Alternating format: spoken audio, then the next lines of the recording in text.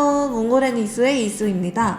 오늘은 제가 MBTI라고 성격 유형 검사라는 거를 해보려고 하는데요. 미리 지금 떨고 있어요. 어떤 게 나올지 궁금해서. 저의 성격이 어떤지 다들 궁금하실지 모르겠지만 일단 한번 검사를 해보겠습니다. 첫 번째, 다른 사람들에게 자신을 소개하는 것을 어려워합니다. 저는 어려워하진 않는 것 같아요. 제가 약간 나서고 싶은 성격이라고 생각하는데 한번 해볼게요. 지저분한 편지함을 참을 수 없습니다. 이건 완전 비동의예요.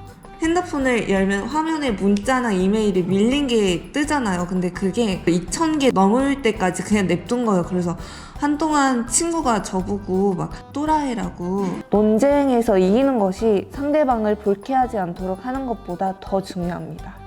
이렇게 제 성격이 나오는구나.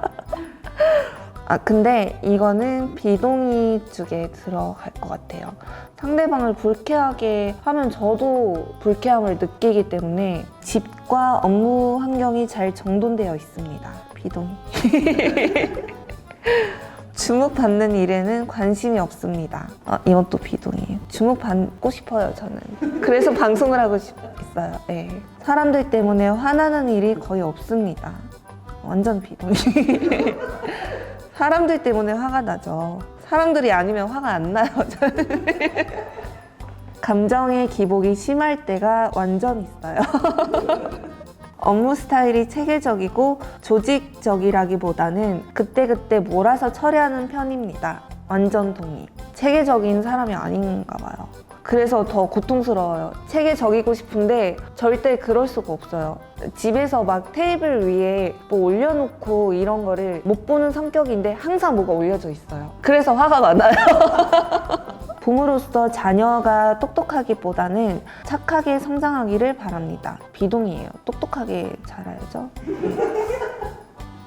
못돼도 돼요?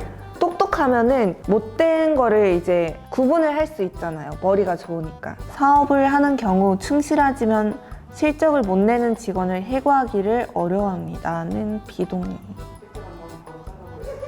그럼요. 근데 비동의인데 그 중간 거를 선택했어요. 일정표를 만들어 잘 지킵니다. 일정표를 만들고 잘 지키지 않아서 비동의. 종종 물건을 제자리에 두지 않습니다. 그건 또 비동의. 근데 좀 어질러져 있는데 그 속에서 딱 제자리를 딱 찾아서 놓는. 알죠. 나만 알 수 있는. 시간이 부족할 때까지 일을 미루는 경향이 완전히 있어요. 권력을 쥐는 것보다 다른 사람들의 호의를 얻는 것이 더 보람 있다고 생각합니다. 저는 약간 권력 쪽으로 가야 되니까 비동의.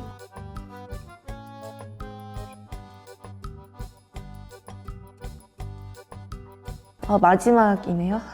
종종 사회적 상황에서 주도적으로 행동합니다. 완전 동의하고, 대학교 때도 총무 역할도 제가 맡고 가서 협의를 하고 가격 깎아내리고 이런 거 되게 잘 했거든요.